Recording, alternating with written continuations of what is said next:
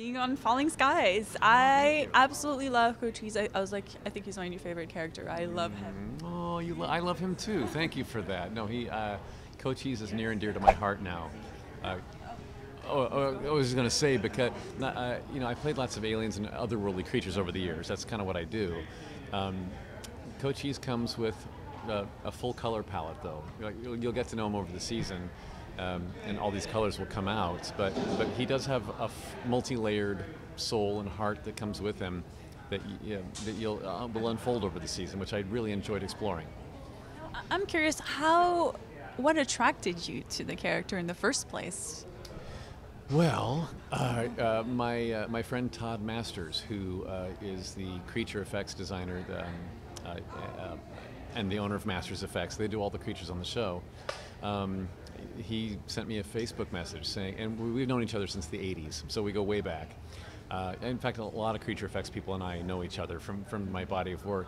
So he sent me a Facebook message saying, hey, have you heard of Falling Skies? And there's a new character coming, and would you be interested? Because should I pitch you? So I said, sure, yeah, because I was aware of the show and was a fan of it. I think it's brilliant, and it's very cinematic, and it's a lot for television, So that attracted me, just the product itself. If I'm already a fan of the show, how great to get on it, right? And to play an alien character. And then when I saw the conceptual designs, I went to the creature shop to get my first fittings done, and that's when I was kind of sold, like, oh, I love the broad shoulders, I love the strong stance he has, I love all that. And but when going into a TV series, I had the pilot script, or not the pilot, the first, episode 1 of season 3. I had that script, so that's basically all I knew of him. Which there's so much more that I didn't know yet, because with television, it does evolve and grow over the season. So there's a lot I didn't know, but I kind of went into it with good faith that I like where he's headed so far. So let's hope there's more layers to be unpeeled, and sure enough, there were. And now you brought up something that I'm curious about. How do you sort of create a character like Cochise, and what is the process for you to just sort of embody him? Right. Well, with me, I go through the actor process that any actor should do, whether you're playing a human or not, and that would include reading the script, knowing how your character fits into the story, what are his relationships, how does all that work. So once I've got that, that's the heart and soul of him, all right? Now, with a character like this, though, with an otherworldly appearance, a physicality has to come out of that's somehow a little different. So that takes me usually going to the gym I belong to late at night after the aerobics classes are done, so I can use all the mirrors and the wooden floor and get a walk down, or get a squat, or get a lunge, or how does this character move based on what I've read and what the producers have talked to me about so far. Then the costume fittings start. That's when things are getting placed on you, and makeup tests are happening, costume fittings, and you learn what abilities do you have? What abilities have been taken away? You don't know until you have all the stuff on. So that it takes a village, and it's a process to get to that final who he is on film, and what's the ecosystem for this character. And Cochise is more, but as you can see right now, I'm talking with my hands a lot. This is just what I do. So a lot of the characters I play are very handsy. They're very handsy and expressive. With Cochise comes an awful lot of dialogue. I mean, every time I come on film, they can't shut me up. So with these paragraphs of heady, intelligent exposition, a lot of it, I found myself on day 1 of episode 1 of season 3 with my hands floating up to help me get these words out of my mouth. And the only acting note that I got all season was, get your frickin' hands down. Oh, okay, right. Because Cochise is a strong warrior, and to keep that sort of I don't need to use my hands because you can hear me, right? I can trust this. That was, for me, that was the throttle back. I had to okay, Doug, fight your intuition to do this, and let Cochise just let him be, let him speak, and let him breathe. I hope we'll get to see those outtakes somewhere. Yeah. There's only a few of them, because I learned my lesson when people started yelling at me. They weren't yelling, I swear. They weren't. They were good.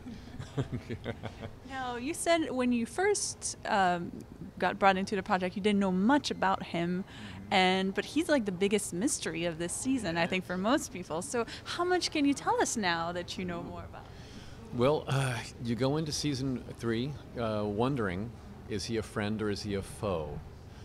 He's presenting himself as a friend because season 3 opens with us riding horses side by side with guns in our hands shooting against the Ishveni. Okay, well that sounds like he's pretty much a good guy. And if you look at me through the eyes of Tom Mason, you'll see a good guy.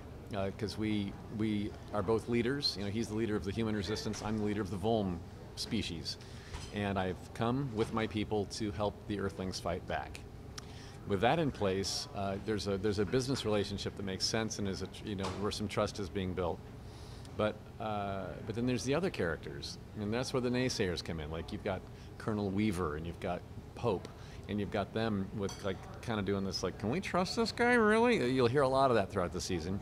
And if you look at me as an audience member through all of these characters' eyes, you'll get a better balance on who I am and what I'm after. Yeah, is that enough?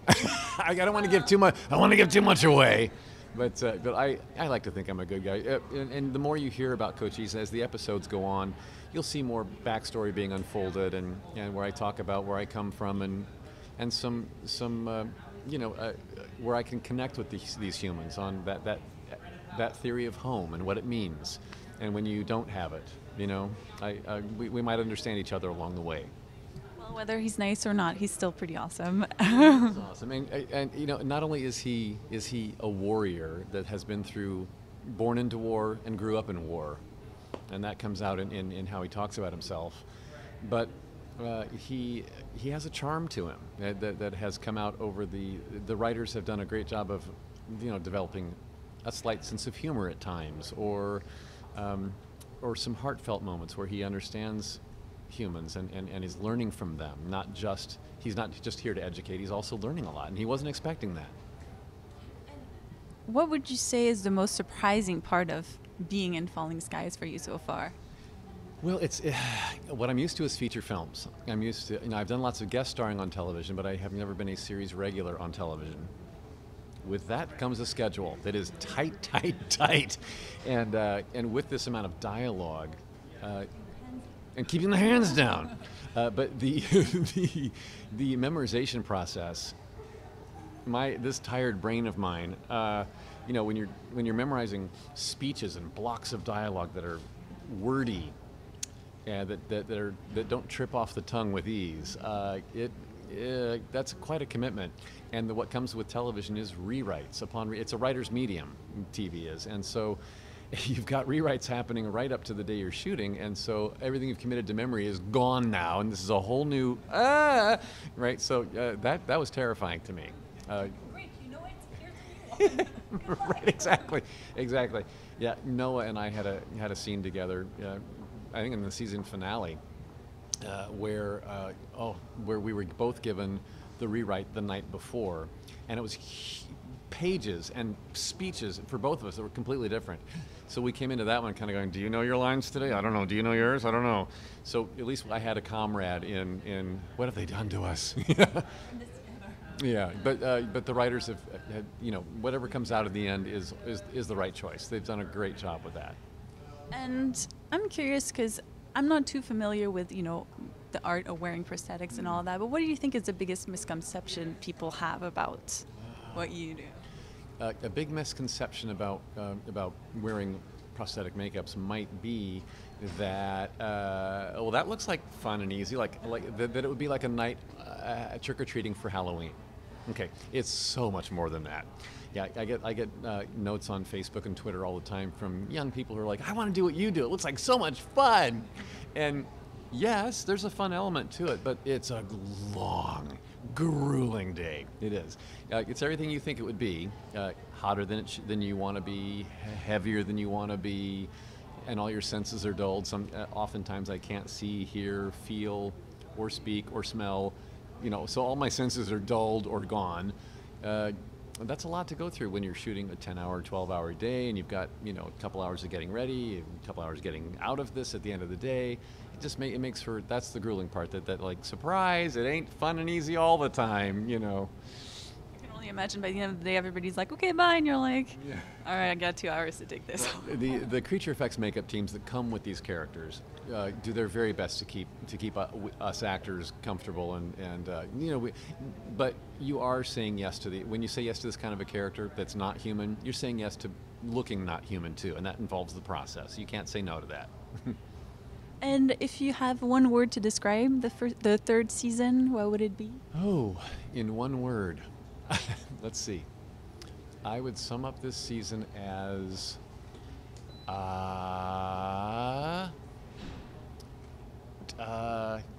courage.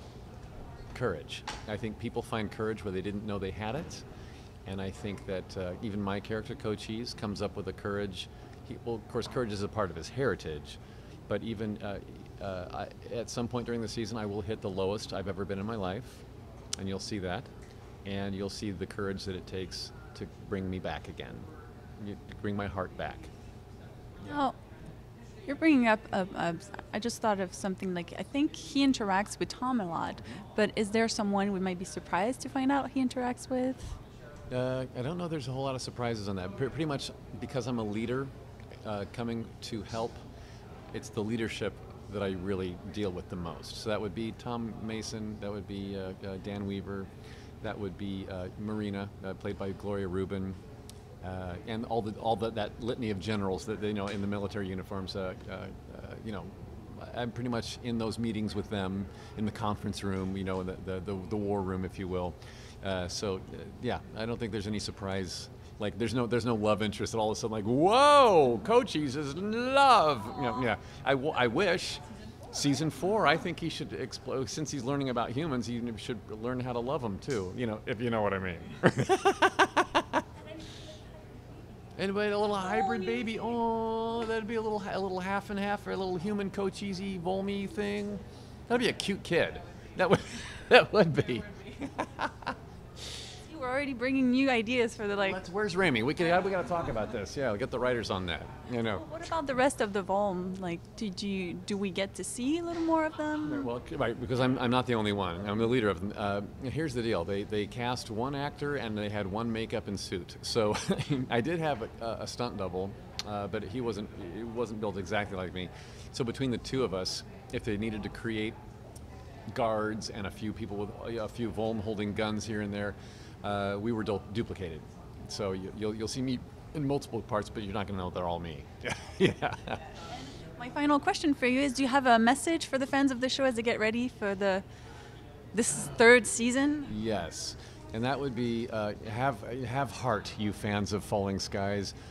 All is not lost. There is hope. There's always hope, and even when times look like this could be the end, maybe it's just a blessing in disguise that makes a whole new beginning happen. Whoa. We'll just end it like that. We'll end it like that. Okay.